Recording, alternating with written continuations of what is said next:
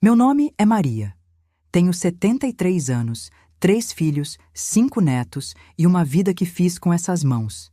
Estudei só alguns anos na escola, porque tinha que trabalhar na roça para ajudar em casa. Nunca tive medo de pegar no trabalho pesado. Criei meus filhos sozinha depois que Walter, meu marido, morreu cedo. Era 87, quando ele teve um ataque no coração, me deixou com a casa sem terminar e 3 crianças para cuidar. Eduardo, o mais velho, tinha 14, Marina com 11 e Felipe, meu pequenininho, mal tinha 8 anos. Nem deu tempo de chorar. Peguei a vendinha que a gente tinha e fiz crescer. Deu comida para os meninos por muito tempo. Minhas mãos todas cheias de calo mostra que nunca pedi nada para ninguém. Era eu que dava, que resolvia, que dava jeito quando parecia que não tinha mais saída. O povo aqui da rua ainda me chama de Dona Maria da Venda, mesmo depois que vendi faz 10 anos. Mulher forte, eles falavam, não precisa de ajuda.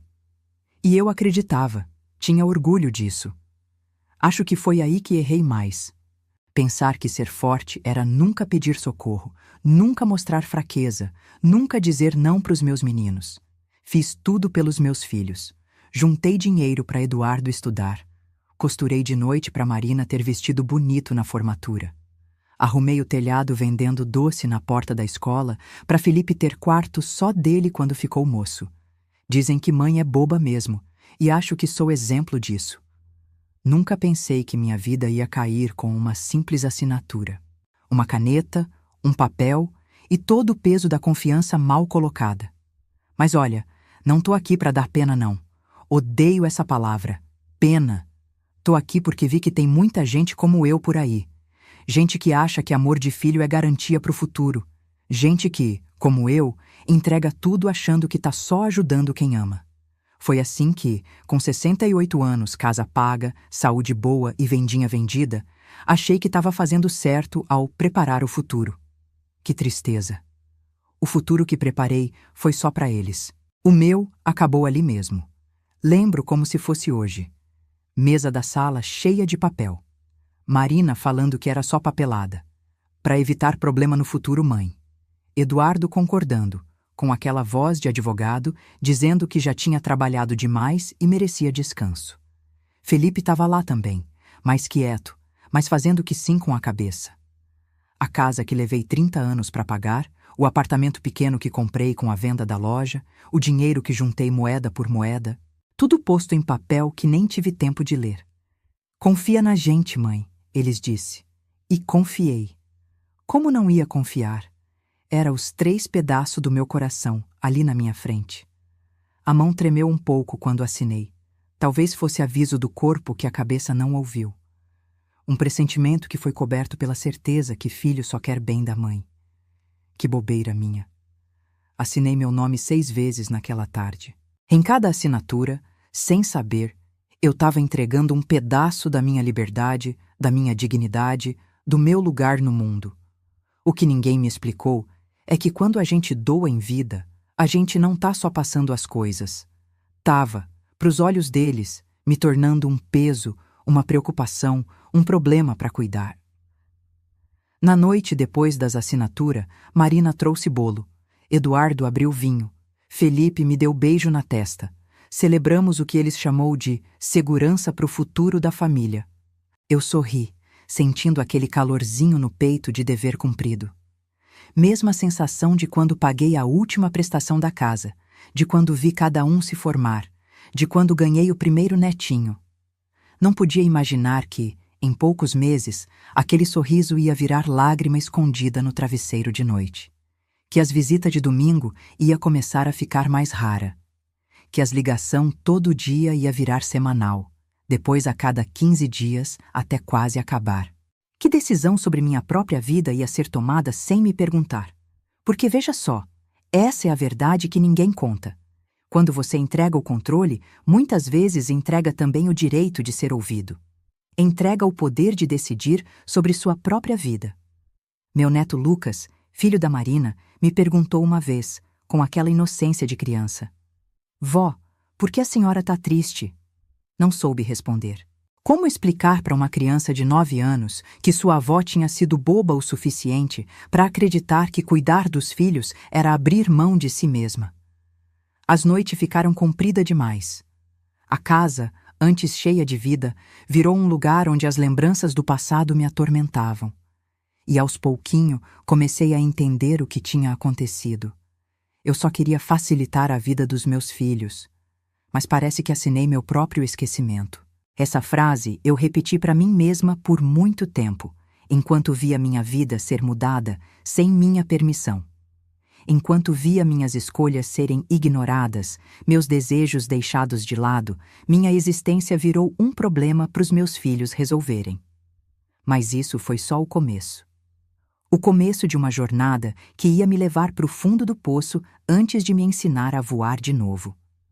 Uma jornada que mudou não só minha vida, mas o jeito como vejo o mundo, o amor, a família e, principalmente, como vejo eu mesma.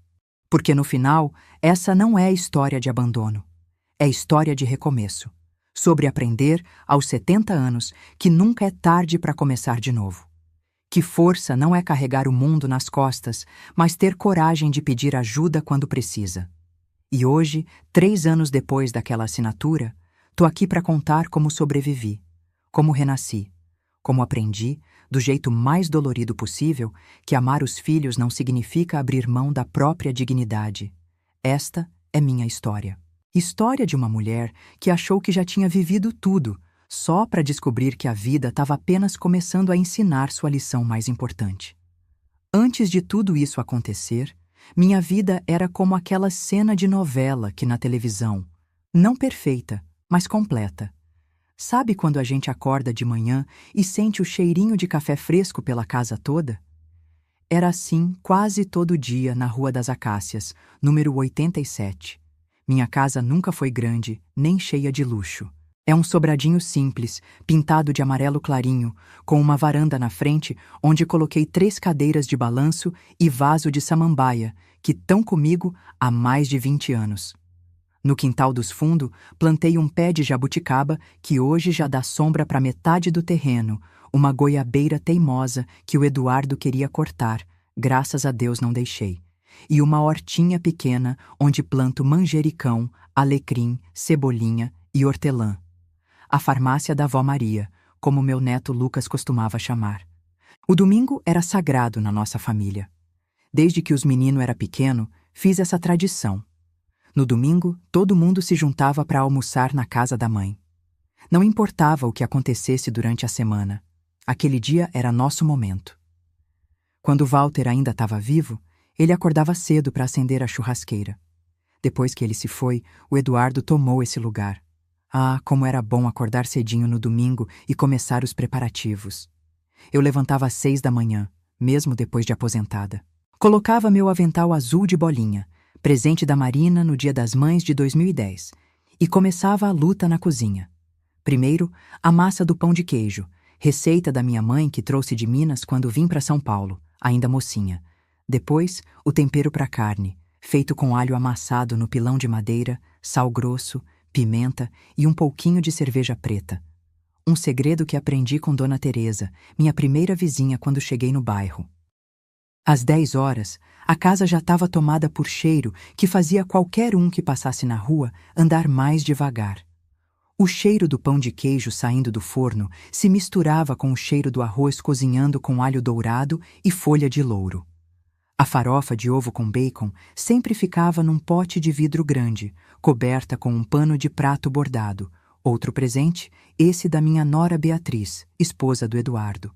Lá pelas 11 horas, a campainha começava a tocar. Primeiro chegava o Felipe, sempre pontual, com a esposa Sandra e os gêmeos, Pedro e Sofia. A Marina vinha logo depois, geralmente atrasada, com o marido Rodrigo e o Lucas. Por último, o Eduardo e a Beatriz traziam a pequena Maria, minha caçulinha da família. A casa, que durante a semana era tão quieta, de repente explodia em vida. Vó, fez pudim? O Pedro sempre perguntava assim que cruzava a porta, ainda antes de me dar um beijo. Vó, posso pegar uma jabuticaba? A Sofia já corria para o quintal sem esperar resposta. Mãe, trouxe aquele doce que a senhora pediu. dizia a Marina, tirando da bolsa alguma guloseima que ela sabia que eu gostava. Pequenas coisas que enchiam meu coração de alegria. A mesa da sala era esticada com 2 tábuas extra para caber todo mundo. Usávamos a toalha de crochê que fiz quando estava grávida do Eduardo, já amarelada pelo tempo, mas ainda bonita. Os pratos não combinavam direito porque, ao longo dos anos, alguns quebraram e foram trocados, mas isso nunca importou. O que valia era estar junto. Eduardo sempre sentava na cabeceira, no lugar que foi do pai dele. Marina ficava à minha direita, Felipe à esquerda. As crianças se espalhavam onde dava, às vezes até numa mesinha separada quando ficavam muito arteiras. O barulho de garfo e faca, risada e conversa se misturando era a melhor música que eu podia ouvir. "Mãe, conta aquela história de quando o pai caiu no rio", pedia o Felipe, mesmo já conhecendo cada detalhe. "Vó, é verdade que a tia Marina fugiu de casa uma vez?", perguntava a Sofia, fazendo a tia ficar vermelha de vergonha. E assim iam as histórias, contada 1000 vezes, mas sempre ouvida com o mesmo entusiasmo. As sobremesas eram outro momento especial. Eu sempre fazia pelo menos 3. Pudim de leite moça, o favorito do Pedro, pavê de chocolate, que o Rodrigo, marido da Marina, devorava, e canjica com canela, que me lembrava da minha infância em Minas. Às vezes ainda sobrava espaço para uma fatia de bolo formigueiro ou uma taça de sagu com creme. Depois do almoço, enquanto as mulheres me ajudavam a organizar a cozinha, mesmo eu insistindo que não precisava, os homens se reuniam na varanda para conversar sobre política, futebol ou as reformas que estavam planejando fazer em suas casas. As crianças brincavam no quintal, subiam na jabuticabeira, jogavam bola ou inventavam história com os brinquedos que guardava num baú colorido na área de serviço. Algumas tardes de domingo, quando o tempo estava bom, a conversa na varanda se estendia até escurecer. Eduardo trazia o violão e tocava algumas moda antiga, aquelas que o pai dele gostava. Marina, que herdou a voz afinada do pai, cantava baixinho. Felipe, mesmo desafinado, acompanhava batucando numa caixa de fósforo ou no braço da cadeira. "Mãe, a senhora quer mais um cafezinho?", Marina perguntava, já sabendo a resposta. Eu sempre queria. Café coado na hora, no meu coador de pano que as nora vivia tentando trocar por máquina moderna, mas que eu me recusava a aposentar. Café bom é café que demora, que a gente sente o cheiro espalhando pela casa, eu sempre dizia. E servia em xícara pequena, daquelas antiga, com desenho de florzinha azul. Às vezes, quando algum domingo batia com o aniversário de alguém da família, a festa era ainda maior. Enchíamos a casa de balão colorido, pendurávamos uma faixa feita à mão, geralmente obra das crianças, e eu caprichava num bolo especial. Os vizinhos mais próximos eram convidados, como seu Armando da padaria e Dona Teresa, que mesmo depois de viúva, continuou frequentando nossas reuniões. Nesses anos todos, minha casa foi o ponto de encontro para celebração, consolo e comemoração. Foi aqui que Eduardo contou que tinha passado no concurso público, que Marina anunciou sua primeira gravidez, que Felipe nos apresentou Sandra pela primeira vez. Foi também nesta sala que choramos quando Walter se foi, que consolei Marina quando perdeu o bebê no 2º mês de gravidez, que apoiei Eduardo durante seu divórcio da primeira esposa. As paredes desta casa guardam todos os segredos, todas as risadas, todas as lágrimas da nossa família. Cada canto tem uma história. O degrau da escada que range foi consertado 3 vezes por Walter, mas ele dizia que era bom deixar assim para saber se algum dos meninos tentava sair escondido à noite. O arranhão na mesa da cozinha foi feito por Felipe, quando tentou cortar uma melancia sozinho aos 8 anos. A marca de tinta verde na parede do corredor é de quando Marina decidiu que queria ser artista e usou a casa como tela. Eu me sentia tão viva, tão necessária naqueles momentos. Quando Eduardo me pedia conselho sobre algo no trabalho, quando Marina trazia Lucas para eu cuidar enquanto ela resolvia alguma coisa, quando Felipe passava de surpresa numa terça-feira só para tomar um café e conversar um pouco. Era como se cada gesto deles me dissesse: "Mãe, você é importante para nós." Os preparativos para a festa de fim de ano começaram em novembro. Eu passava semana planejando o cardápio, comprando os ingredientes aos pouquinho para não pesar no orçamento. Fazia panetone caseiro para dar de presente para os vizinhos, costurava guardanapo novo para ceia, polia a louça especial que só saía do armário nessas ocasiões. As crianças adoravam ajudar a montar a árvore de Natal. Era sempre a mesma, uma artificial que comprei quando Eduardo ainda era pequeno. Os enfeites foram se juntando ao longo dos anos. Alguns trazidos de viagem, outros feitos pelas próprias crianças na escola. Muitos presente de amigo e parente. Cada bolinha, cada estrela, cada fita tinha uma história que eu fazia questão de contar enquanto decorávamos a casa. Essa estrela dourada foi o primeiro enfeite que compramos, lembram? Seu pai ainda estava vivo. Eduardo tinha acabado de nascer. Esse anjinho de porcelana a Marina ganhou da professora do jardim de infância. Essa casinha de biscoito o Felipe fez na escola quando estava na 4ª série. Era uma época mágica.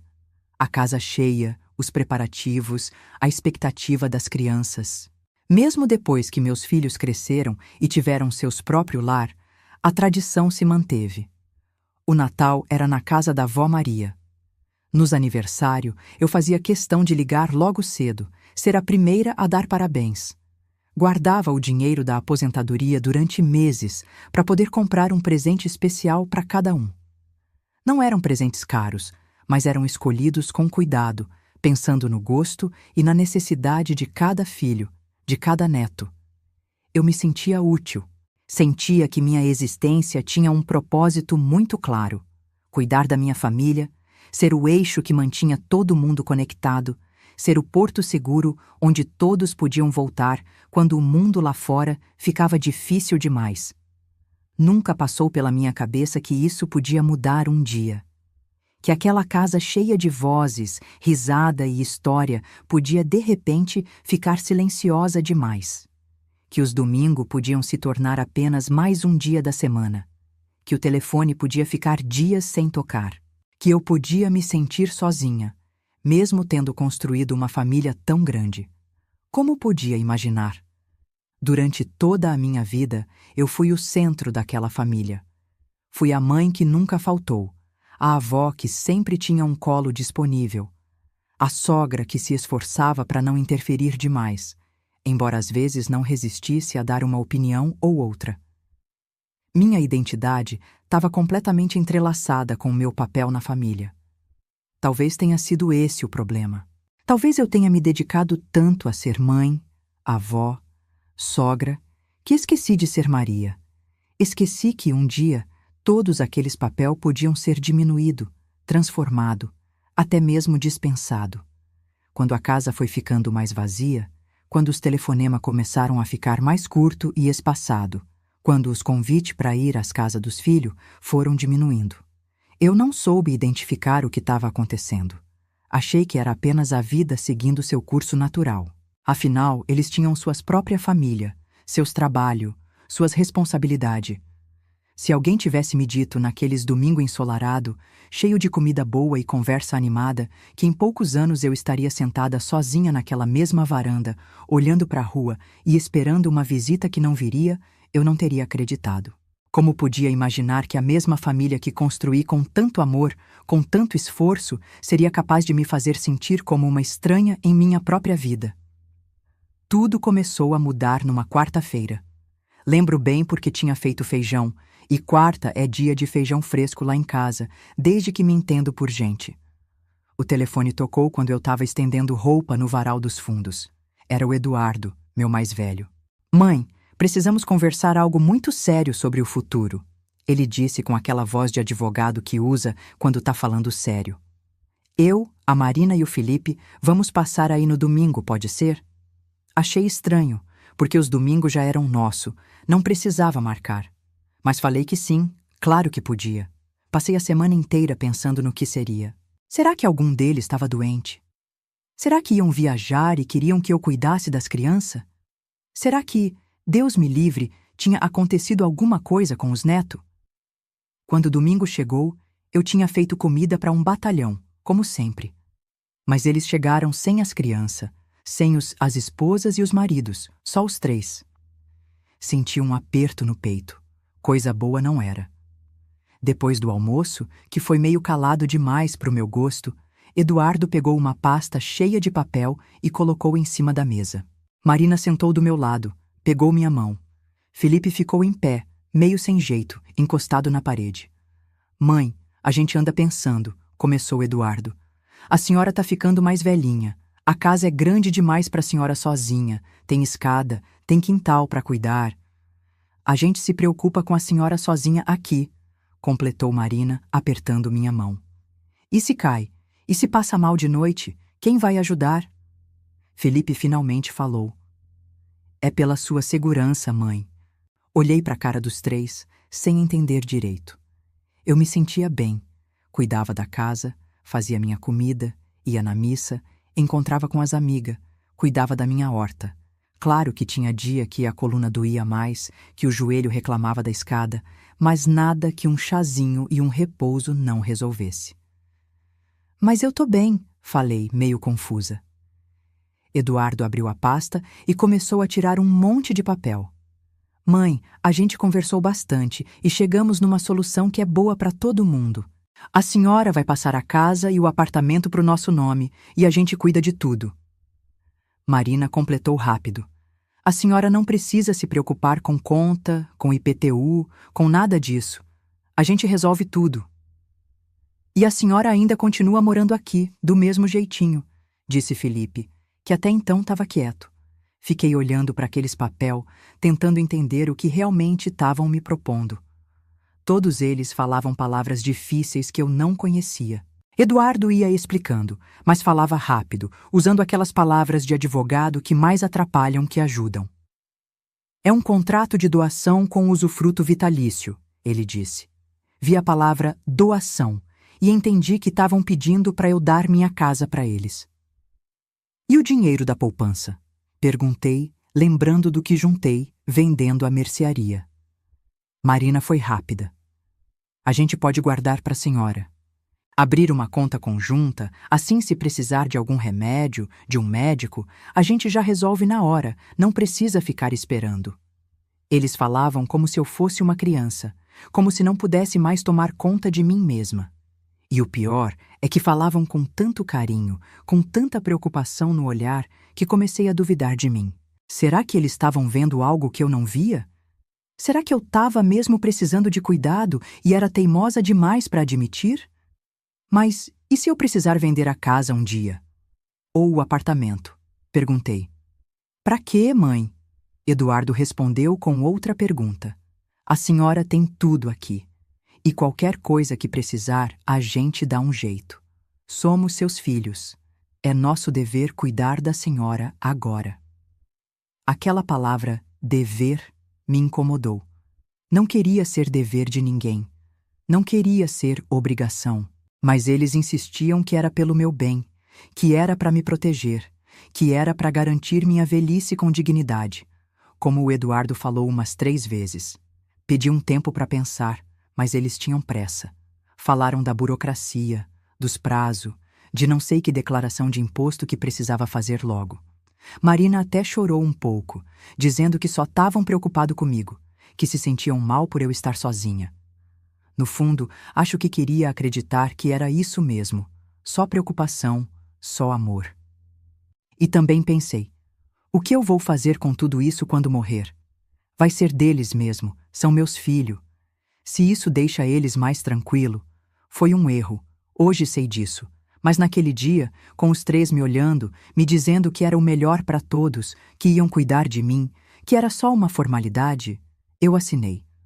A senhora nem vai sentir diferença no dia a dia, Eduardo garantiu enquanto me mostrava onde assinar. Mas senti. Ah, como senti? Logo na semana seguinte, Marina apareceu com um presente. Uma moça para limpar a casa 2 vezes por semana. Eu não queria, sempre cuidei da minha casa do meu jeito. Mas ela insistiu tanto que acabei aceitando. Só depois entendi que não era presente. Estavam pagando com meu próprio dinheiro, da minha poupança, que agora eles gerenciavam. 1 mês depois, Eduardo veio com a ideia de trocar os móveis da sala. Essas poltronas são muito velhas, mãe, tão afundando, não fazem bem para sua coluna. Não adiantou dizer que gostava delas, que tinha história, que o Walter tinha escolhido o tecido. Um dia cheguei da missa e a sala estava toda diferente, com um móvel que eu nem tinha escolhido. Quando reclamei, a resposta foi sempre a mesma. É pro seu bem, mãe. A gente só quer o melhor para a senhora. Como discutir com isso? Como ficar brava com quem diz que só quer seu bem? Mas aos pouquinho percebi que não era só por mim. Era por eles também. Por conveniência deles. O primeiro Natal depois das assinaturas foi revelador. Pela primeira vez em mais de 40 anos, não tivemos a ceia na minha casa. Marina decidiu que seria na casa dela, porque é mais espaçoso, tem piscina para as crianças. Não me perguntaram nada, só me avisaram. Quando cheguei lá, tinham arranjado tudo do jeito deles. Eu, que sempre fui a responsável pela ceia, nem pude ajudar na cozinha. Senta e descansa, mãe, eles diziam. Mas eu não queria descansar, queria participar, queria me sentir útil. Os domingos também mudaram. De repente, eles tinham sempre outro compromisso, outra coisa para fazer. As reuniões de família foram ficando mais rara, mais curta. Quando vinham me visitar, parecia mais obrigação que prazer. E sempre tinham pressa. Sempre tinham outro lugar para ir depois. Aos pouquinho, fui me sentindo como visita na minha própria vida. Como se não tivesse mais direito de decidir, de escolher, de opinar. Como se fosse apenas uma velhinha que precisava ser cuidada. Não uma pessoa com desejos, sonhos e pensamentos. Eles se preocupavam só com a casa e com o meu dinheiro na conta bancária, mas não tinham tempo para sentar e conversar, para almoçar junto, para perguntar como eu realmente estava me sentindo. Uma vez, pedi a Eduardo se podia me levar para visitar minha comadre Josefa, que estava doente e morava longe. Mãe, é muito longe, a senhora vai ficar cansada. Manda um taxista levar e buscar a senhora. Um motorista. Como se eu fosse uma encomenda para ser entregue, não sua mãe querendo a companhia do filho. Quando contei que queria fazer uma viagem para Aparecida do Norte para pagar uma promessa, a Marina fez uma cara de preocupação.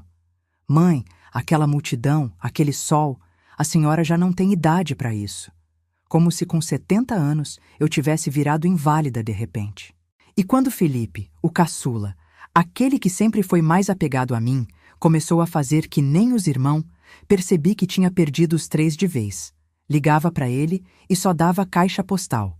Quando conseguia falar, era sempre rápido. Tô ocupado, mãe. Te ligo depois. O depois quase nunca chegava.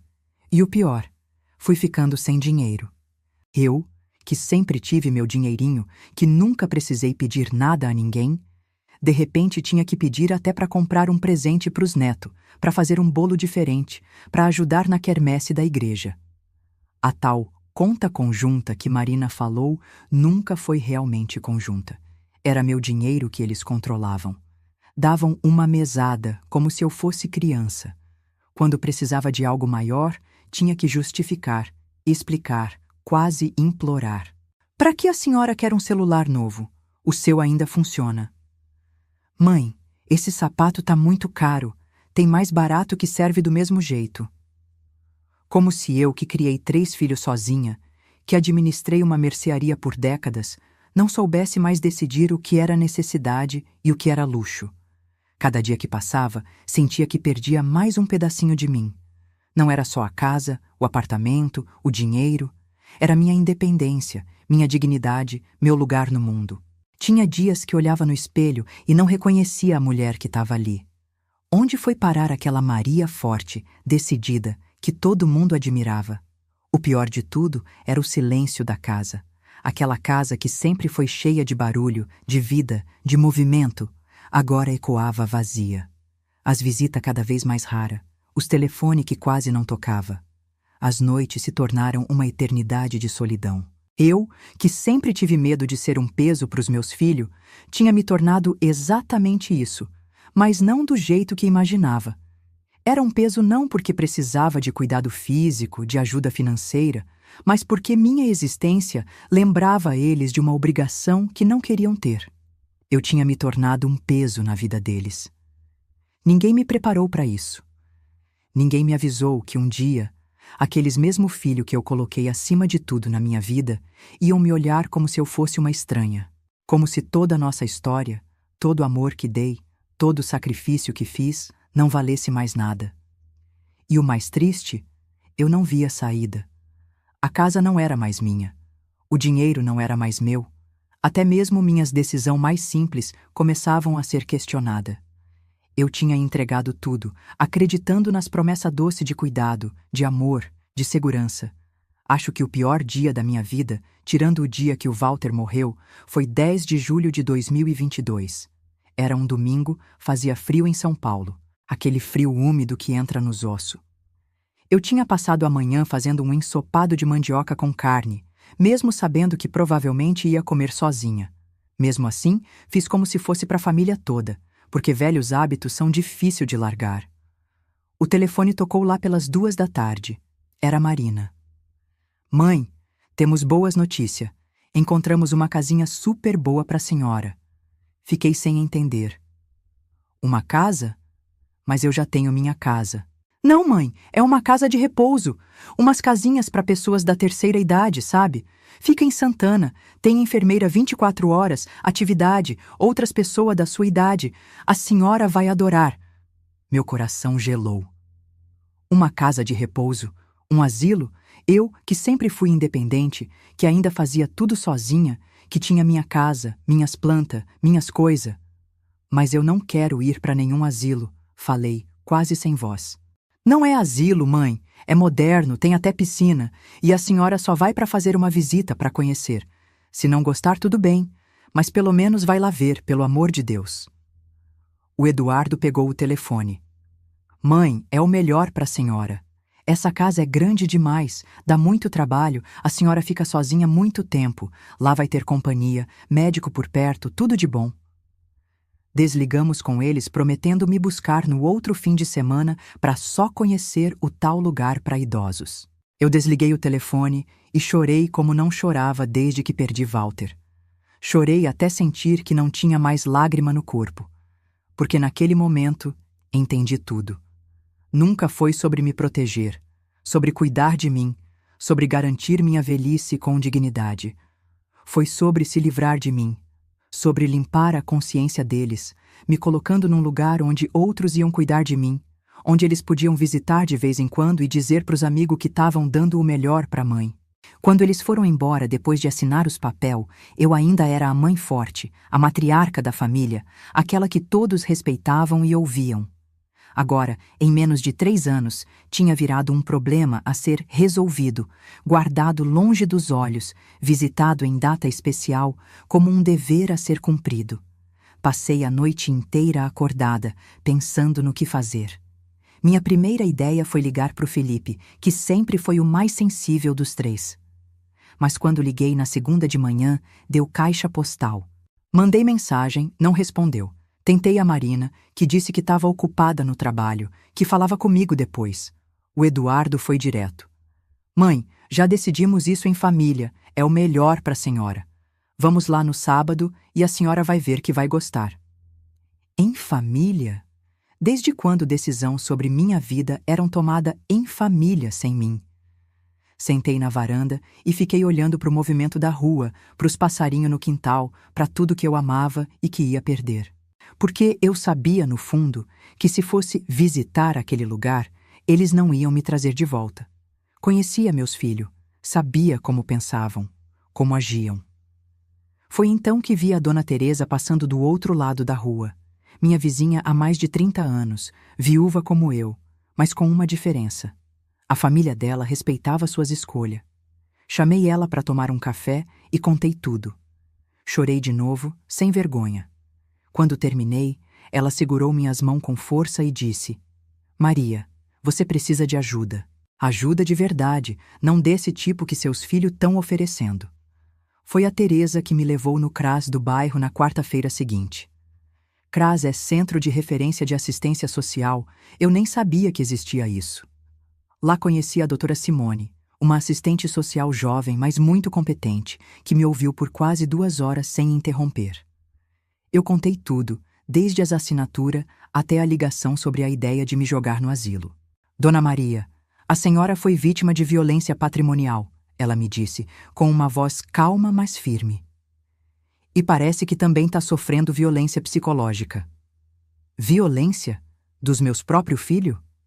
Eu nunca tinha pensado assim. Violência para mim era bater, era machucar.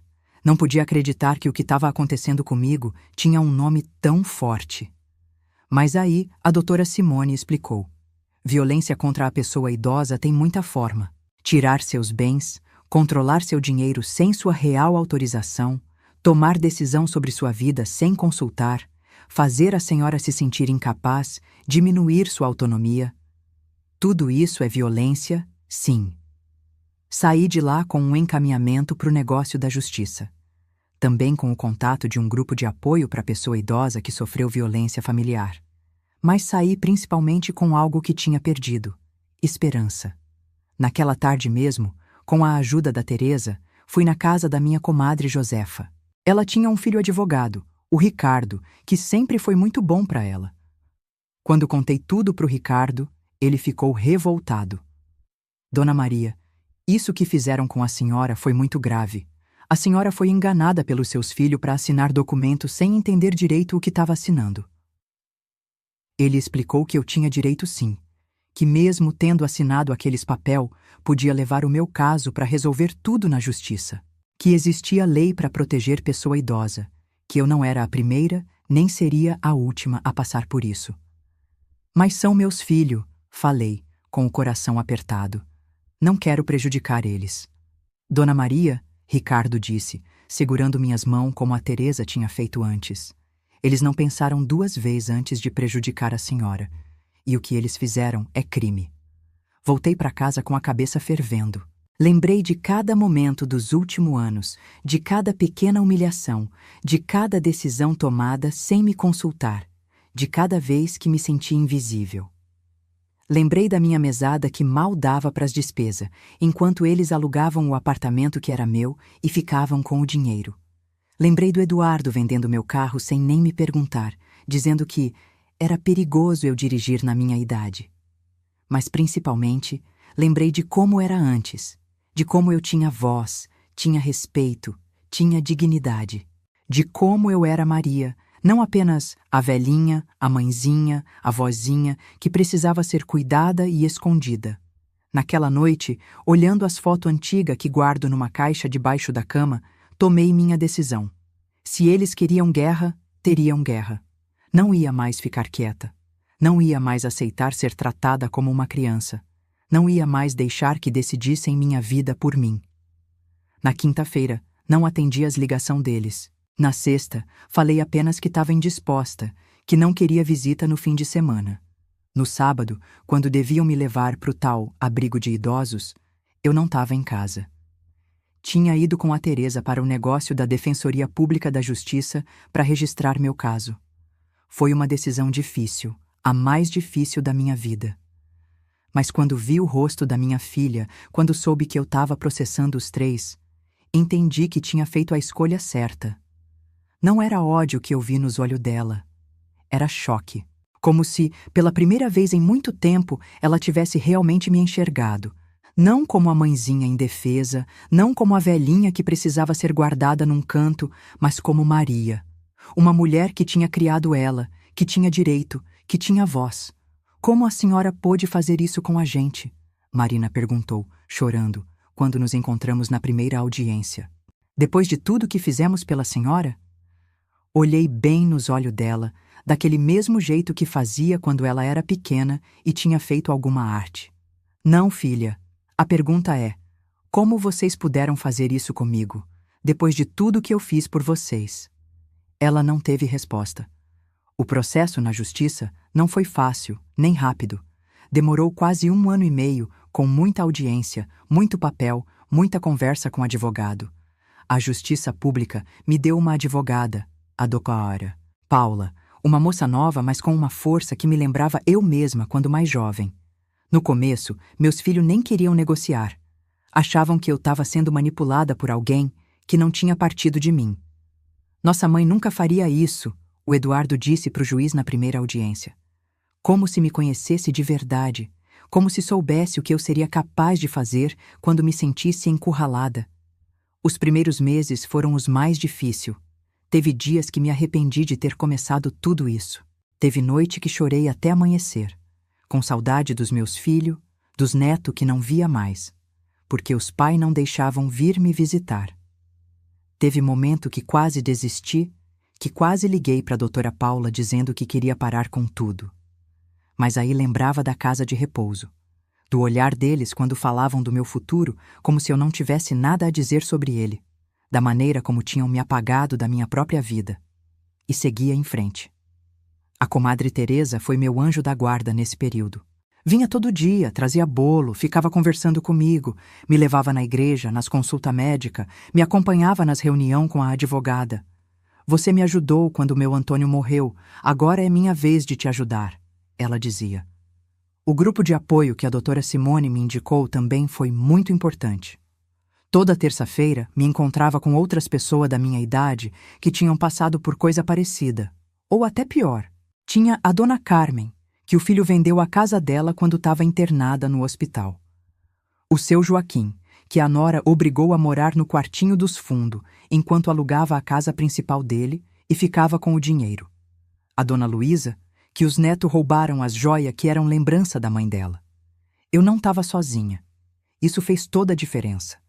A primeira vitória veio uns 3 meses depois de começar o processo. O juiz determinou que eu deveria receber uma pensão mensal do valor do aluguel do meu apartamento. Não era tudo, mas já era alguma coisa. Pude comprar remédios sem precisar pedir, fazer uma compra maior no mercado, até assinei um plano de TV a cabo para ter companhia nas noites mais solitárias. Foi nessa época que comecei a frequentar o centro do idoso do bairro. Não queria ir no início, achava que ia ser triste, cheio de velho acabado. Mas a Teresa insistiu tanto que acabei indo. E foi uma das melhores decisões que tomei. No centro tinha aula de tudo: artesanato, dança, informática, até academia ao ar livre. Comecei a fazer aula de celular, porque queria aprender a usar melhor aquele aparelho que parecia tão complicado. A professora Gabriela tinha a idade da minha neta mais velha, mas era paciente e explicava tudo devagar. Dona Maria, a senhora pega rápido, ela me disse depois de eu conseguir usar o WhatsApp pela primeira vez sozinha. Mandei uma mensagem para Teresa com uma figurinha de flor. Parece coisa à toa, mas me senti tão capaz naquele momento, como se tivesse reconquistado um pedacinho da minha independência. Também comecei a fazer aula de dança, todo mundo de mão dada, dançando em roda, com música de todo tipo. A professora Márcia dizia que era bom para o corpo e para a alma. E era mesmo. Naquelas horas dançando, eu esquecia do processo, dos filhos, de todo o problema. Era só eu, a música e o movimento. Foi lá no centro que conheci o seu Arlindo, um senhor de 78 anos, viúvo como eu, que tinha perdido a esposa fazia 5 anos. Ele ia na aula de dominó e sempre me convidava para jogar. No começo eu recusava, achava que não ia saber jogar direito. Mas ele insistiu tanto que acabei sentando numa quinta-feira para só ver como é. Descobri que gostava de dominó e que gostava da companhia do seu Arlindo também. Ele não falava muito, mas quando falava, dizia coisa que fazia sentido. Tinha um jeito calmo de colocar as pedras na mesa, como quem tem certeza que tudo vai se encaixar no final. Isso me acalmava. A senhora não merecia o que aconteceu, ele me disse um dia, depois que contei um pouco da minha história. Mas isso não define quem a senhora é. Aquela frase ficou na minha cabeça por dias. Era verdade. O que meus filhos tinham feito era terrível, doloroso, injusto. Mas isso não me definia. Eu ainda era Maria Mendes Pereira. Ainda tinha valor. Ainda podia ser feliz, mesmo com tudo isso. No 6º mês de processo, teve uma audiência. Meus 3 filhos estavam lá, com cara de poucos amigos. Eu levei a doutora Paula e a Teresa, que fez questão de ir me dar apoio. O juiz tentou fazer a gente chegar num acordo, mas era difícil. Eles queriam que eu desistisse do processo em troca de me deixar morar na casa e aumentar um pouco a mesada. Mas a doutora Paula bateu o pé. Não é só isso que Dona Maria quer. Ela quer a casa e o apartamento de volta e o controle do próprio dinheiro. Nunca vou esquecer da cara do Felipe, meu caçula, quando a advogada disse isso. Foi como se ele tivesse levado um tapa. Acho que finalmente caiu a ficha do que eles tinham feito, do que tinham tirado de mim. No intervalo da audiência, Felipe pediu para falar comigo a sós. Fomos para um cantinho do corredor do fórum. Mãe, ele disse, com a voz embargada, quase chorando. Eu sinto muito. Eu não percebi o que estava acontecendo. O Eduardo e a Marina diziam que era para o seu bem, que a senhora estava ficando esquecida, que precisava de supervisão. Eu acreditei neles. Esquecida? Perguntei surpresa. Filho, eu nunca tive problema de memória. De onde tiraram isso? Ele baixou os olhos, envergonhado. Eles disseram que a senhora às vezes esquecia o fogo ligado, que tinha deixado a porta aberta uma vez. Eu não confirmei nada disso. Só acreditei. Foi como se um pedacinho do quebra-cabeça se encaixasse. Eduardo e Marina tinham convencido Felipe que eu estava com problema de memória, talvez até início de demência, para justificar me tirar de tudo. Era mais fácil assim, me fazer parecer incapaz do que admitir que queriam meus bem. Olha, mãe, Felipe continuou, eu quero ajudar. Quero consertar o que fizemos. Posso testemunhar a seu favor, dizer que você nunca demonstrou nenhum problema cognitivo, que foi tudo combinado entre nós. Senti um misto de alívio e tristeza. Alívio por pelo menos um dos meus filhos ter enxergado o erro. Tristeza por ter chegado a esse ponto. Um filho tendo que testemunhar contra os irmãos, uma família despedaçada. Não quero que brigue com seus irmãos por minha causa, falei, segurando as mãos dele. Só quero o que é meu de volta. Só quero respeito, filho. Depois disso, as coisas começaram a mudar. O Felipe realmente prestou declaração a meu favor. Contou como tudo tinha sido planejado, como tinham me pressionado a assinar papel que não entendi direito, como tinham inventado história sobre minha capacidade mental. A Marina ficou furiosa com ele, parou de falar com o irmão. O Eduardo ficou mais na defensiva, disse que tinham sido mal interpretado, que só queriam me proteger. Mas a verdade já tinha vindo à tona. Foi também nessa época que fiz um exame de cabeça completo, por sugestão da doutora Paula. Um médico especialista me avaliou e concluiu. Dona Maria não apresenta nenhum sinal de demência, está com a saúde perfeita e pode decidir sozinha as coisas da sua vida. Esse laudo foi decisivo para o processo. Era a prova que eu precisava de que nunca houve motivo real para me tirarem o controle da minha vida. As notícias do processo se espalharam pelo bairro. Algumas pessoas se afastaram de mim, achando que eu era uma mãe terrível por processar os próprios filhos. Outras vieram oferecer apoio, contar história parecida que tinham acontecido com elas ou com parente. A dona Jurema, da padaria, começou a mandar pão quentinho toda manhã. É por conta da casa, ela dizia. Minha mãe passou por algo parecido. Eu sei como é difícil. O seu Armando do açougue sempre guardava os melhores pedaços de carne para mim. Dona Maria precisa se alimentar bem para ter força nessa luta, ele falava. Pequenos gestos que me sustentaram naqueles dias difíceis. O processo seguiu por mais meses. Teve perícia na casa, avaliação dos imóveis, análise das contas bancárias. Muita burocracia, muito vai e vem. Em alguns momentos, parecia que nunca ia acabar. Mas eu já não era mais a mesma Maria de antes. Já não me sentia derrotada, inútil, invisível. Tinha encontrado uma força dentro de mim que nem sabia que existia. Tinha feito amigo novo, aprendido coisa nova, redescoberto o prazer que achava perdido. Nas aulas de artesanato do Centro do Idoso, comecei a fazer boneca de pano para vender na feira da igreja. Minhas bonecas logo ficaram famosas, cada uma com um rostinho diferente, um penteado único, roupa colorida que eu mesma costurava. As crianças adoravam, os pais também. Comecei a receber encomenda. A senhora tem mão abençoada, dizia a irmã Conceição, que organizava a feira. E eu sorria, lembrando que essas mesmas mãos que agora criavam boneca linda, tinham um dia construído uma vida inteira que eu achei que tinha perdido para sempre. No aniversário de 75 anos, organizei uma festinha no salão do Centro do Idoso. Não convidei meus filhos. Ainda doía demais. Mas chamei os amigos que tinha feito nesse novo caminho. O pessoal do grupo de apoio, as professoras do centro, a Teresa, a doutora Paula, a doutora Simone, o seu Arlindo. Foi um dia feliz. Um dia em que percebi que família não é só aquela de sangue. Família também pode ser aqueles que nos acolhem quando mais precisamos, que respeitam nossas escolhas, que nos valorizam como somos. Quando soprei as velas do bolo, feito pela dona Jurema da padaria que não me deixou pagar, fiz um pedido.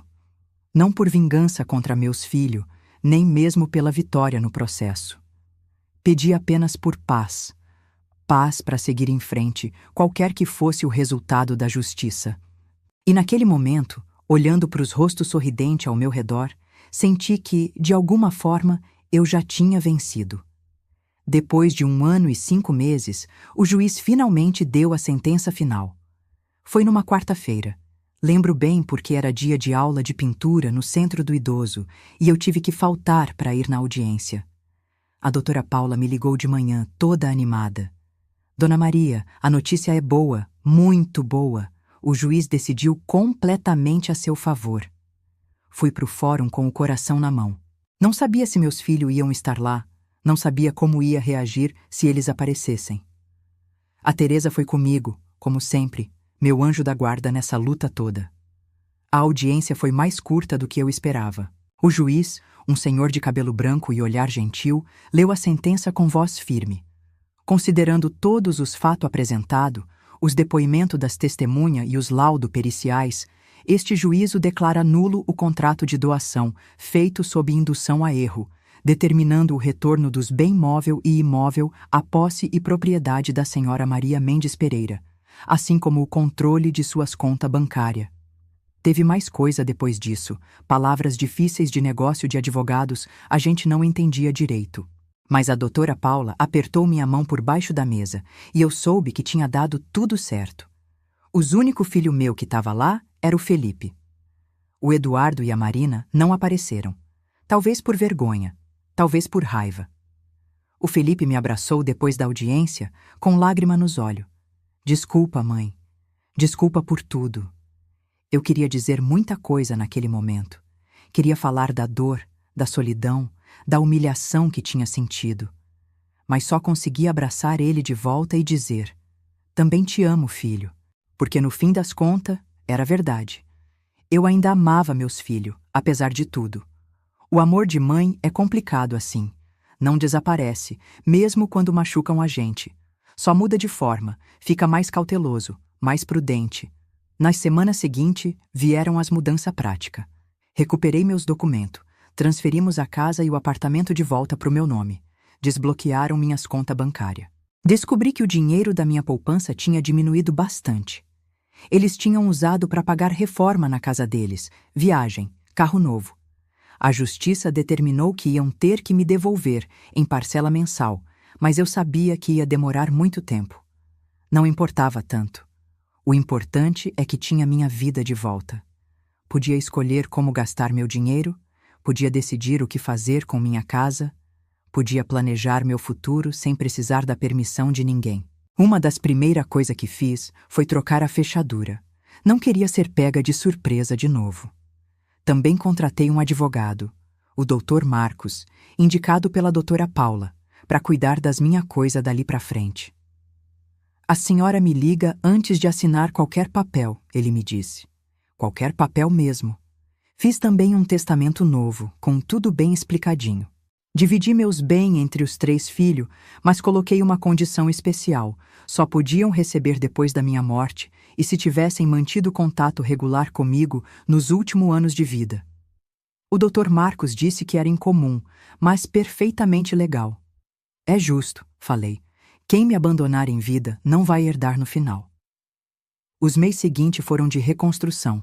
Reconstrução da minha casa, da minha vida, da minha confiança.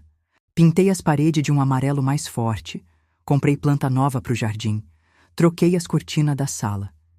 Queria que a casa refletisse a nova Maria, mais forte, mais decidida, mais dona de si.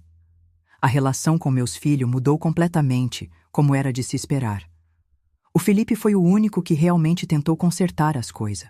Começou a vir me visitar regularmente, me levava para consulta médica, me ligava todo dia. No início, eu ficava desconfiada.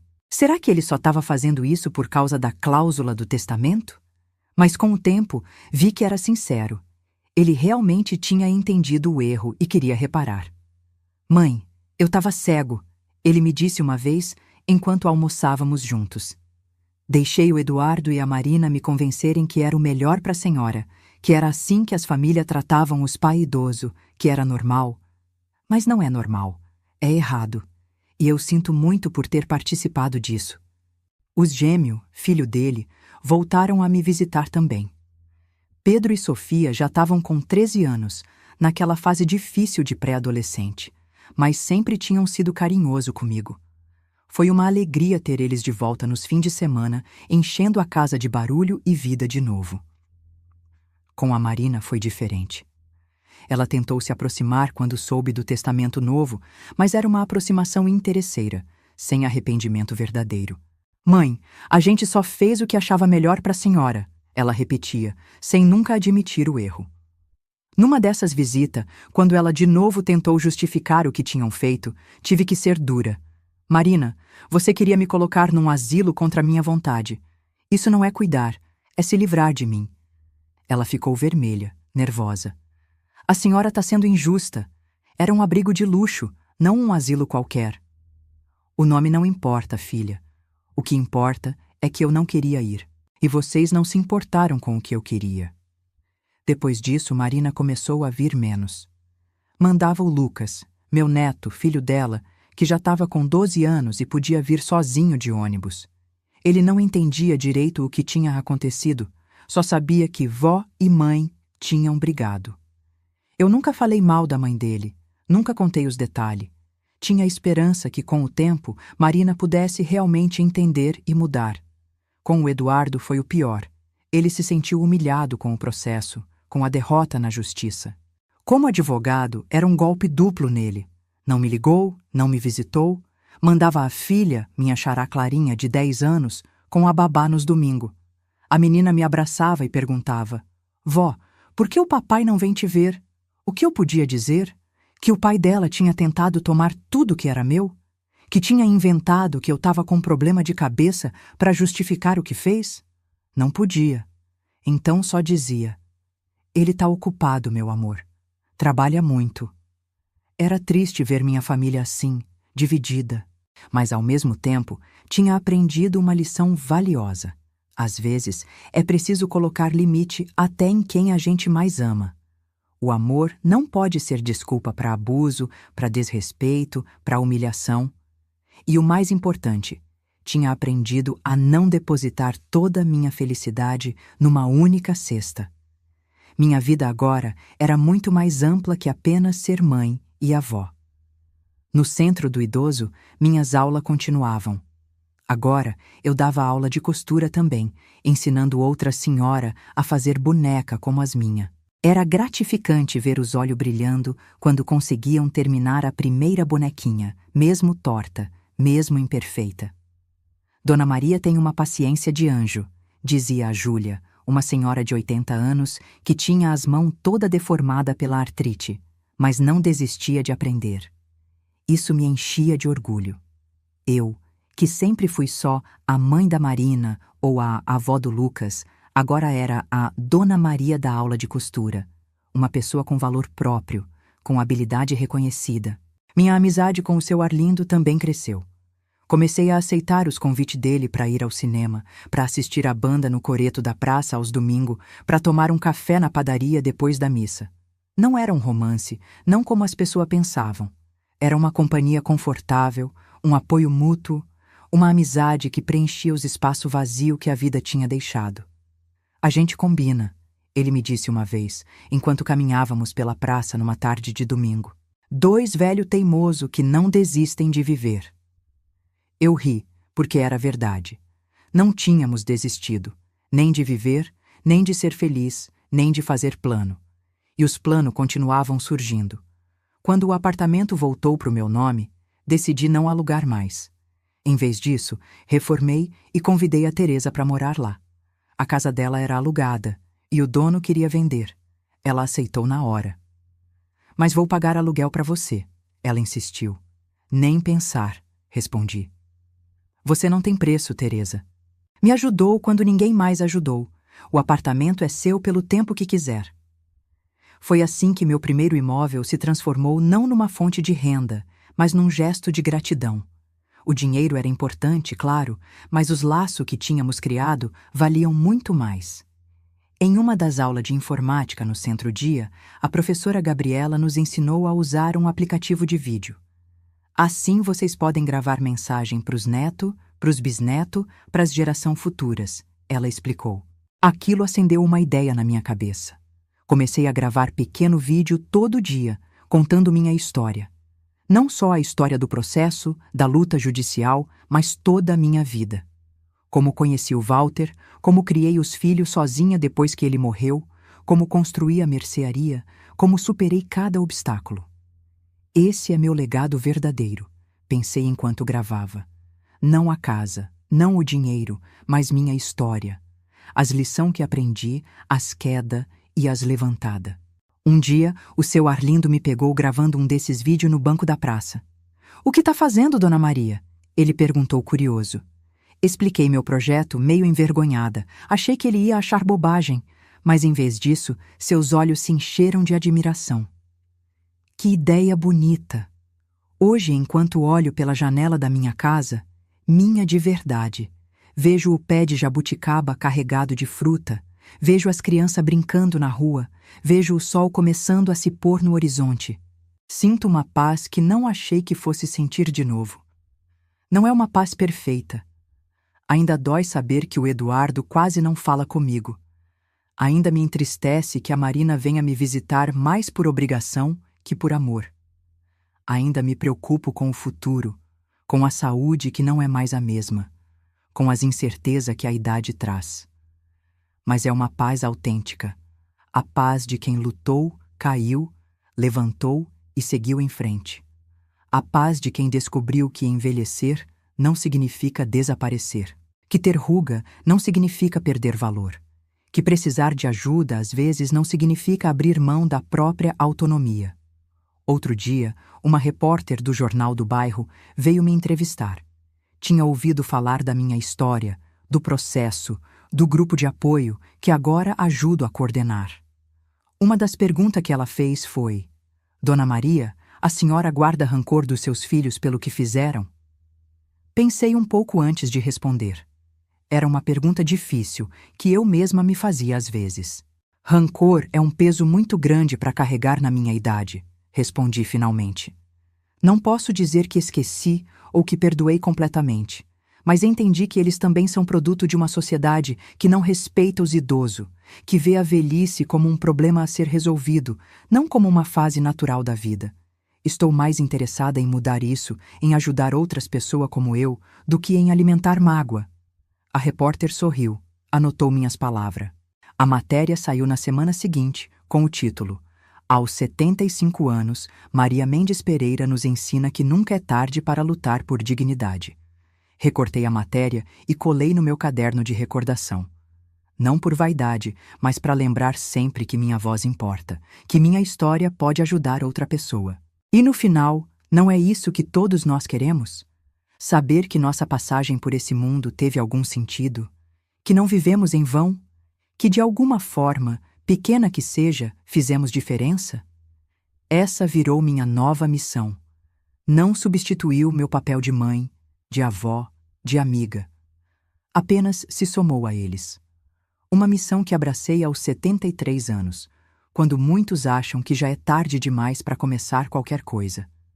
Se tem algo que aprendi nessa jornada, é que nunca, jamais, é tarde demais para recomeçar, para se redescobrir, para se reinventar. Como diz aquela música que o seu Arlindo toca no violão dele nas tardes de domingo na praça, é preciso saber viver. E eu, Maria Mendes Pereira, aos 75 anos de idade, finalmente aprendi. Se tem uma coisa que aprendi nessa vida toda, é que a gente sempre tem escolha. Mesmo quando parece que não tem. Mesmo quando o caminho está todo fechado. Sempre tem uma brechinha por onde a gente pode passar, nem que seja se espremendo. Olhando para trás agora, vejo que podia ter evitado muito sofrimento se tivesse prestado atenção no sinal que a vida foi me dando. Por isso quero dividir com você o que aprendi, caso esteja passando por algo parecido ou conheça alguém que tá. Não sou estudada, não tenho diploma, mas tenho a escola da vida. E essa não tem formatura. Primeiro conselho: nunca assine nada sem ler direito e entender cada palavra. Se não entender, peça para alguém de confiança explicar. E quando digo alguém de confiança, não estou falando de filho, de neto, de parente. Estou falando de um profissional sem interesse na história. Um advogado que não conheça sua família, por exemplo. Ah, mas custa dinheiro consultar advogado? Custa. Mas custa muito menos que perder tudo que você construiu na vida. Acredite, eu sei do que estou falando. Segundo conselho: seu dinheiro é seu. Não importa o quanto seus filhos te amam, o quanto eles parecem preocupados com você, o quanto eles dizem que só querem ajudar. Seu dinheiro precisa ficar no seu controle. Pode pedir ajuda para administrar? Claro. Mas a palavra final tem que ser sua. Se eles insistem que você está muito velho para cuidar das suas coisas, desconfie. Idade não tira a capacidade de decidir, não tira a dignidade, não tira a autonomia. Só tira se você deixar. Terceiro conselho: faça amizade fora da família. Isso foi o que me salvou. Se minha vida fosse só em volta dos meus filhos, dos meu neto, eu não teria para onde correr quando eles viraram as costas. A Teresa, o pessoal do Centro-Dia, o seu Arlindo, a doutora Simone, essas pessoas foram minha tábua de salvação quando eu estava afogando. Vizinho, amigo da igreja, colega de atividade. Essas relações são tesouro que a gente precisa valorizar. Não deixe que sua vida fique pequenininha, reduzida só à família. Por mais que a gente ame nossos filhos, eles têm a vida deles, e a gente precisa ter a nossa também. Quarto conselho: aprenda sempre. Eu, com 73 anos, aprendi a mexer em celular, a fazer vídeo, a usar computador. Foi difícil? Foi. Teve hora que quis jogar tudo pela janela? Teve. Mas cada coisinha nova que aprendi foi mais um pedacinho de independência que reconquistei. O mundo muda muito rápido e a gente pode ficar para trás se não se esforçar para acompanhar. Não precisa virar expert em tecnologia, mas saber o básico para se comunicar, para buscar informação, para se defender, isso é importante demais. Quinto conselho: conheça seus direitos. Eu não sabia que existia Estatuto do Idoso. Não sabia que tinha CRAS, que tinha Defensoria Pública, que tinha Ministério Público para defender pessoa idosa. Só fui descobrir tudo isso quando já estava no fundo do poço. Se informe antes. Sexto conselho: confie no seu instinto. Quando assinei aqueles papel, minha mão tremeu. Meu coração apertou. Tinha algo me dizendo que aquilo não estava certo. Mas ignorei. Achei que era bobagem, que era coisa da minha cabeça. Devia ter escutado aquela voz interior. A gente não vive tanto tempo à toa. A experiência ensina muita coisa que a gente nem percebe que aprendeu. Quando sentir aquele friozinho na barriga, aquele aperto no peito, preste atenção. Seu corpo pode estar tentando te avisar de algo que sua cabeça ainda não percebeu. Não tenha vergonha de pedir ajuda. Muita gente da minha geração foi criada achando que problema se resolve em casa, que roupa suja se lava em casa, que pedir ajuda é fraqueza. Besteira. Pedir ajuda é sinal de inteligência, não de fraqueza. Quando percebi que meus filhos estavam me enrolando, demorei para contar para alguém porque tinha vergonha. Achava que iam me julgar, que iam pensar que eu era uma mãe ruim que criou filho ingrato. Que bobagem! Se tivesse falado antes com a Teresa, com a assistente social, talvez tivesse evitado tanta dor. Cuide da sua saúde como se fosse um tesouro. Porque é. Quanto mais saudável você for, mais independente vai ser, mais escolha vai ter. Faça os exames que o médico pede. Tome os remédios direito. Coma coisa que faz bem para o corpo, não só para o paladar. Mexa-se, nem que seja uma caminhada leve todo dia. Quando a saúde vai embora, muita da nossa liberdade vai junto. Não dá para evitar tudo, claro. Doença vem mesmo para quem se cuida. Mas dá para diminuir a chance, dá para estar mais forte para enfrentar o que vier. Talvez o mais importante: nunca, jamais, em tempo algum, desista de si mesmo, mesmo quando todos parecem ter desistido de você.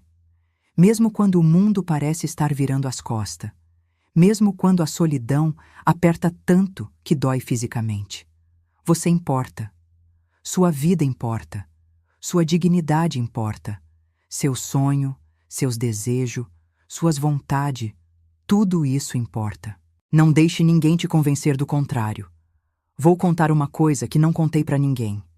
Teve uma noite, logo depois que descobri sobre o plano deles de me levar para o tal abrigo de idosos, que pensei em desistir. Pensei em tomar todos os remédios de pressão de uma vez só e acabar com tudo. Cheguei a alinhar os comprimidos na mesa da cozinha. Mas aí olhei pela janela e vi a jabuticabeira que plantei há tantos anos. Tava carregadinha de fruta. E pensei, quero comer essas jabuticaba. Quero ver mais uma primavera. Quero sentir mais uma vez o cheiro do café de manhã. Foram pequenas coisas, pequenos desejos que me seguraram aqui. E agradeço por isso todo dia, porque se tivesse desistido, não teria visto tudo que veio depois. Não teria experimentado essa nova vida que descobri, essa nova Maria que encontrei dentro de mim. Às vezes, a gente só precisa segurar um pouquinho mais. Só mais um dia, e depois outro, e mais outro. Até que as coisas começam a melhorar, até que a gente encontra uma saída. Eu encontrei a minha. Você vai encontrar a sua também. E por último, um conselho que não é bem um conselho, é mais um pedido. Se você está do outro lado dessa história, se você é filho, neto, cuidador de uma pessoa idosa, por favor, lembre-se que por trás das rugas, dos cabelos brancos, da mão trêmula, tem uma pessoa completa, com história, com sentimento, com sonho, com medos, com direito. Não decida por ela sem consultá-la. Não fale dela como se não estivesse presente. Não trate como criança quem viveu muito mais que você. Cuide, ame, proteja, mas respeite acima de tudo, porque um dia, se tiver sorte, você também vai envelhecer e vai querer ser tratado com a mesma dignidade que merece hoje. Esta manhã acordei com o sol entrando pela janela do meu quarto. Sempre deixo a cortina um pouquinho aberta de propósito. Gosto de ser acordada pela luz natural, me faz sentir parte do mundo. Fiquei alguns minutos só olhando o teto, sentindo a vida pulsar dentro de mim. 75 anos.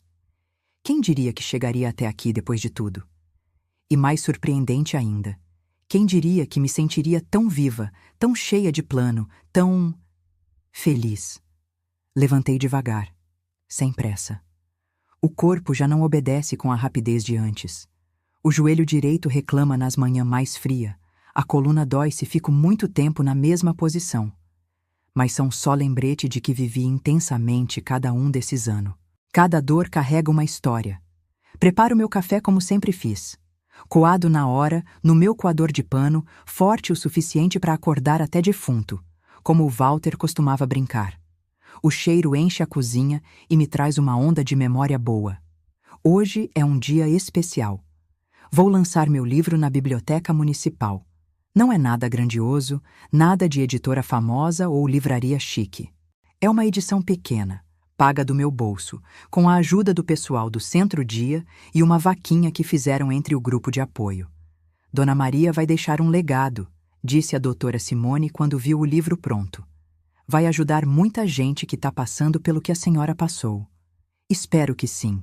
Espero que minhas palavras alcancem quem precisa ouvir. Quem está se sentindo invisível, descartável, sem valor. Quem acha que envelhecer é apenas esperar a morte chegar. Quem acha que não tem mais direito a sonho, a desejo, a futuro.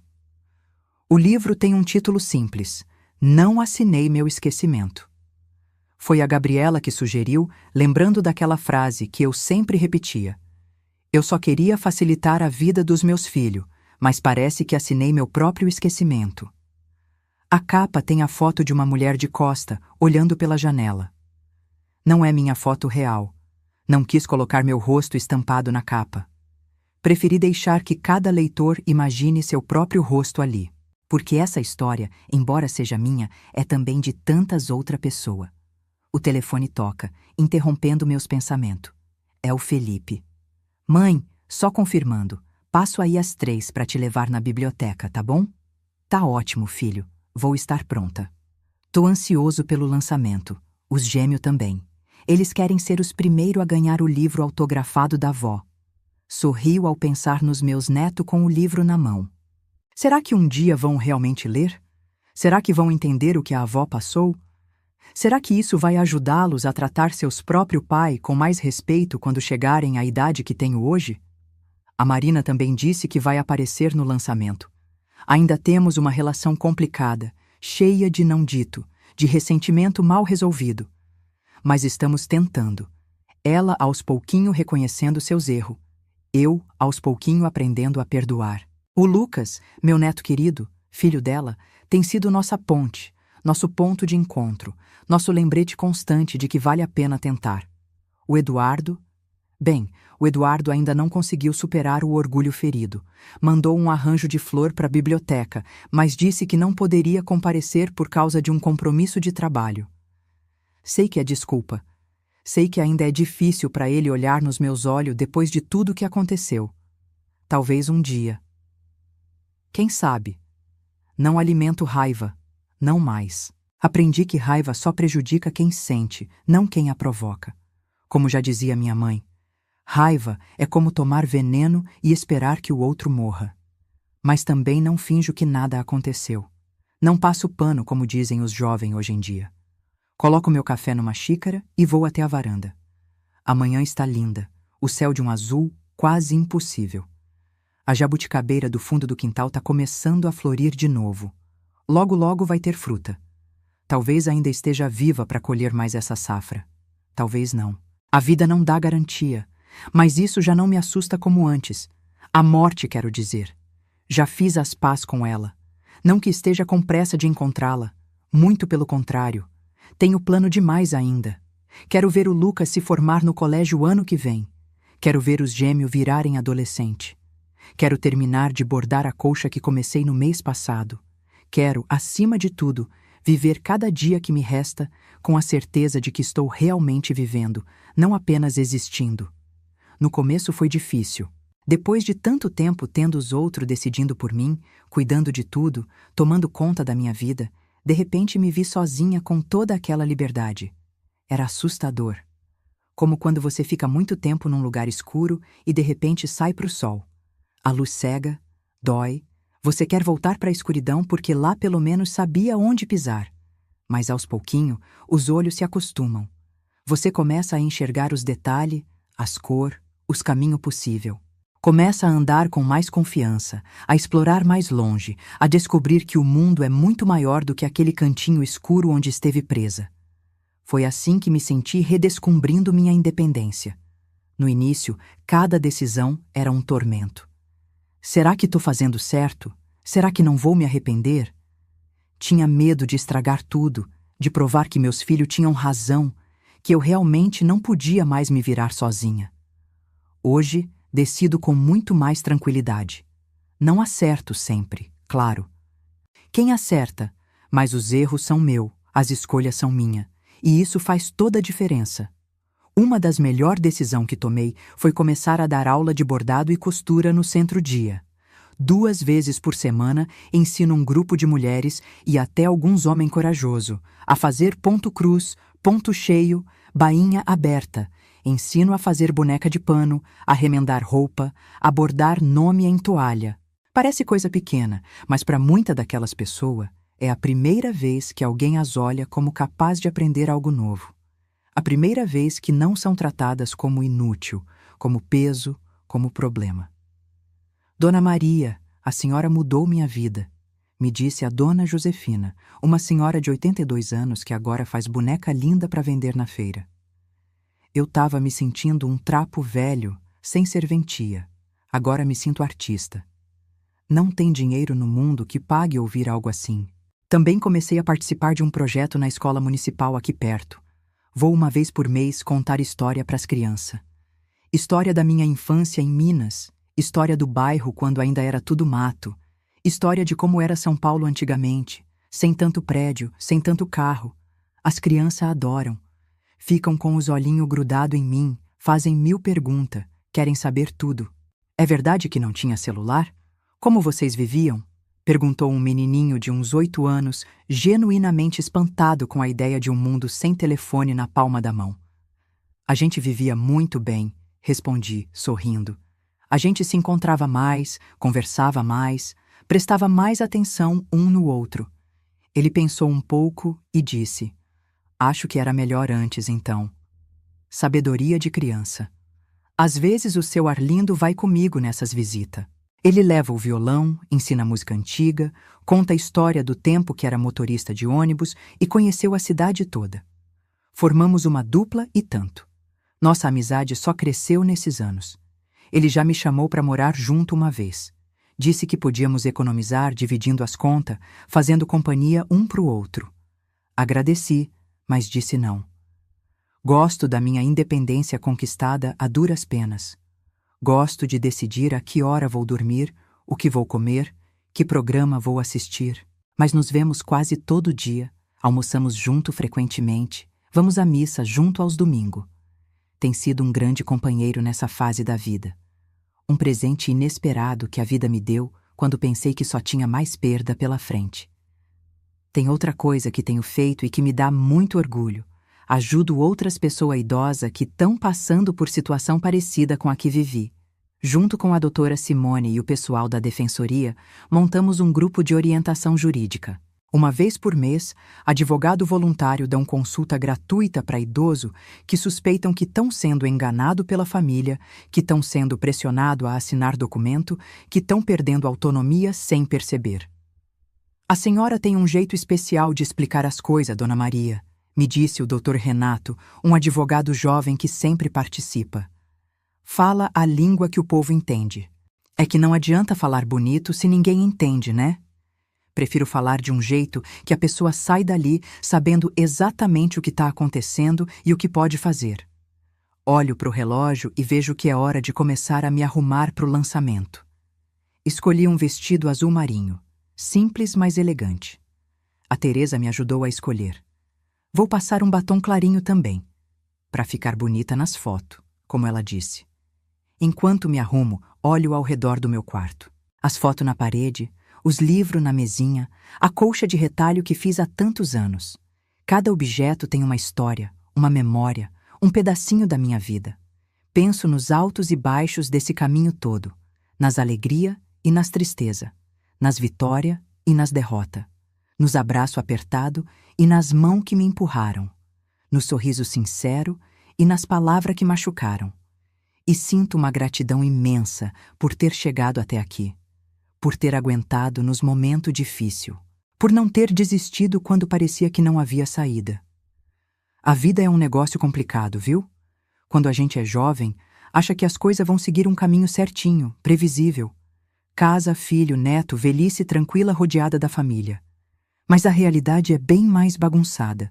Tem curva que a gente não espera, buraco que a gente não vê, ponte que quebra bem quando a gente está passando. E ainda assim, vale a pena. Cada minuto, cada lágrima, cada risada. Porque é nas partes mais difíceis que a gente descobre do que é feito de verdade. É quando tudo desmorona que a gente aprende a construir algo novo, muitas vezes mais forte que o anterior. Não sei quanto tempo ainda tenho nesse mundo. Pode ser um dia, pode ser 10 anos. Isso não está nas minhas mãos. Mas o que faço com esse tempo, isso sim é minha escolha. E escolho viver intensamente.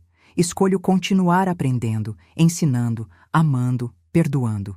Escolho ser dona da minha história até o último capítulo. A vida tem jeito engraçado de ensinar. Pensa comigo, passei 70 e tantos anos achando que sabia o que era amor, o que era família, o que era força. Aí, de repente, o mundo vira de cabeça para baixo e percebo que não sabia nada. Aprendi que amor verdadeiro respeita, não sufoca. Que família não é só quem tem o mesmo sangue, mas quem fica do seu lado quando o vento sopra forte. Que força não é carregar tudo sozinha, mas ter coragem de pedir ajuda e recomeçar. Se você me perguntasse anos atrás se eu ia passar por tudo isso e sair melhor do outro lado, ia rir da sua cara. Mas a gente é que nem árvore depois da tempestade. Pode perder alguns galhos, mas as raízes ficam mais fundas. Hoje sei que meu valor não tá no que tenho ou no que faço pelos outros. Tá em quem sou. E descobri que essa Maria aqui, cheia de ruga e cabelo branco, ainda tem muito para viver, muito para dar, muito para ser. Esse é o segredo que ninguém conta sobre envelhecer. Não é o fim da história. É só um novo capítulo, com letra maior e mais tempo para virar cada página. E que história bonita ainda pode ser. Se você chegou até aqui, comenta aqui embaixo de onde você está ouvindo a minha história. Vou adorar saber até onde as palavras dessa vovó aqui chegaram. Um beijo.